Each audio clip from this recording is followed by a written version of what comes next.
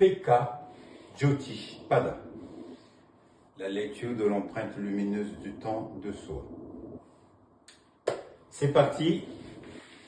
Hier, nous avons lu l'empreinte lumineuse du temps de François Ier. Alors vous allez me dire, c'est trop loin, c'est le 15e siècle, et puis c'est une famille royale, on est des gens simples, je le consens.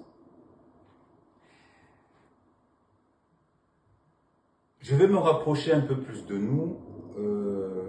L'Espagne a gagné récemment la Coupe du Monde, majestueusement, sans bavure. J'applaudis parce que j'aime le sport, j'aime le jeu, j'aime aussi le jeu, avec un J-E. Le jeu nous permet de créer, mais surtout de participer à la vie. Et de faire participer les autres à la vie.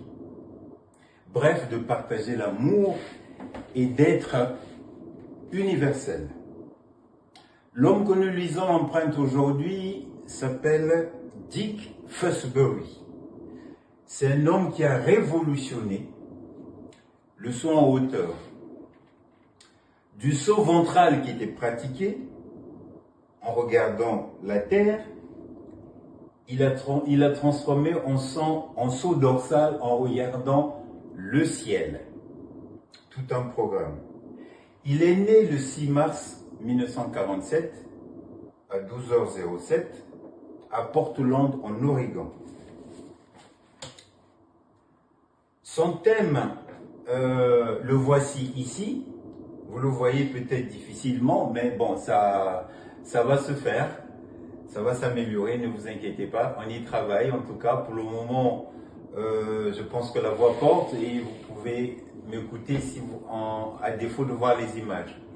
Donc, dans son thème, Mercure est en son Atma Karaka, sa planète d'âme. Il est venu faire donc l'expérience de la libération. Il cherche à bâtir quelque chose, en tout cas un langage, qu'il est venu recevoir sur cette terre. Dans cette maison 9, il y a 3 planètes, il y a le Soleil et Mercure. Donc, quand on a le Soleil et Mercure comme ça, on a une intelligence qui est éclairée. Et surtout, le Soleil et Mercure ont le même nakshatra qui est Purva Bhadrapada. C'est le 25e, en tout cas, pour ceux qui ont suivi le voyage des nakshatras avec moi, c'est un nakshatra qui est très très auspicieux, qui est très subtil, et le maître, le patron de ce nakshatra, c'est Jupiter. C'est les qualités vraiment très empathiques de Jupiter. Et tout ça se passe dans le signe du Verseau, qui est un signe très humaniste. Tout ceci se passe dans la maison donc 9, mais il y a Mars dedans dans cette maison 9. Mars est le patron de la maison 8, de la maison 6, pardon. La maison 6, c'est la maison du service. Mais c'est la maison du combat et du combat contre ses ennemis. Et là, nous avons Ketu, qui est un indicateur du passé. La lecture du passé se fait à travers Ketu. Qui sont en Anuradha, donc une recherche d'équilibre. Et ce combat, dans la maison 6, s'exécute par Rahu. Rahu qui est en taureau et en Rohini. Ça veut dire quoi tout ça? Ça veut dire que il est venu avec des dispositions qu'il connaissait déjà. Une lutte par le passé pour la justice. C'est-à-dire que la problématique de Fosbury, il est venu quand il a commencé à faire son sport, en tout cas dans le saut ventral qui était pratiqué, il se sentait pas. C'était pas son truc. Il voulait amener quelque chose de non conventionnel qui était dans l'ordre de faire ce qu'il ressentait, qui pouvait lui amener vers l'universel. Donc, c'est comme ça qu'il a inventé son saut ventral. Bien sûr, taureau, c'est en passant par le corps, parce qu'il fallait disposer le corps d'une certaine façon. Quand on a Rohini, en Rahu, c'est vraiment, on travaille avec le corps, mais d'une façon non conventionnelle. Alors, ce qui se passe, c'est que Ketu, avec Rahu, nous donne c'est le pourquoi de ce qui vient apporter dans le monde, mais je vous ai parlé de la ligne de base. La ligne de base ici, c'est l'ascendant qui est en Ardra.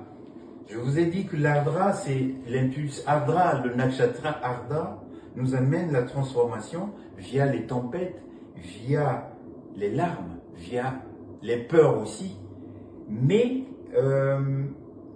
c'est d'une transformation qu'il s'agit. Ça, il le porte en lui.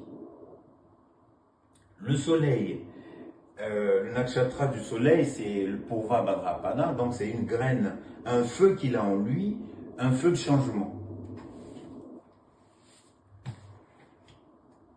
La lune apporte quoi? La lune est en Purva Phalguni, je vous ai dit par rapport à ça, par rapport à notre voyage, que c'était un clin d'œil printanier, c'est-à-dire que le printemps vient apporter quelque chose de nouveau, de frais, la vie qui reprend. Le printemps en général n'est pas très agressif, mais il est têtu. C'est-à-dire qu'il faut que ça reprenne. Heureusement que le printemps est têtu. Sinon, on n'aura pas notre végétation qui reposerait tout le temps. Quels sont les cadeaux? En fait, je vous avais expliqué hier, c'est que l'univers nous donne des cadeaux, que l'on veuille ou pas, on a des cadeaux. C'est-à-dire que le soleil lui amène de l'amour, via Vénus, via l'art et la beauté qu'il aimait très bien, le geste beau qu'il aimait très bien. Ça, c'était un cadeau que le ciel lui avait donné. Mais lui, qu'est-ce qu'il devait donner? Parce que quand le ciel nous donne, nous, on reçoit, mais il faut donner. Si on ne donne pas, le ciel nous reprend ce qu'il nous a donné. Parce qu'il nous l'a donné, c'est pour faire évoluer tout le monde. Ce qu'il a fait évoluer tout le monde, c'est que ce saut-là, quand il l'a donné, les Mexicains l'ont reçu. Chaque fois qu'il sautait, il disait « Olé !» Ah, c'était une fête. Le soviétique Valéry Brumel a pu sauter 2,28 m avec cette technique-là. Le cubain Sotomayor, il est allé jusqu'à 2,45 m. Le score,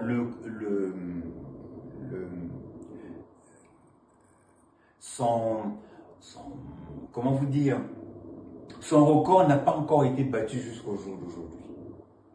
Et les journalistes ont écrit, en tout cas la presse a écrit, que cette technique apparaît en bifurcation sur la ligne brisée de l'évolution.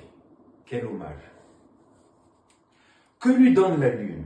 La Lune lui donne Shani en Pusha, c'est-à-dire que quand on a Shani en Pusha, en général, on a du mal à pardonner.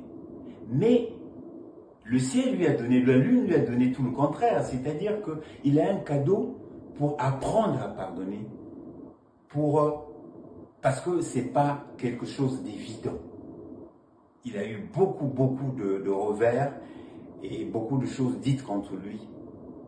Et le ciel lui a donné ce cadeau pour apprendre à pardonner. Qu'est-ce qu'il a donné au monde? L'intelligence. Il a fini ingénieur des ponts et chaussées. Est-ce que Dick Bury a pu se connecter à sa destinée? Belle question. Et là, je suis allé voir sa période de destinée Parce que le maître de la destinée, encore une fois, c'est la Lune. Et en période de la Lune, il a fait son saut le 20 octobre 1968.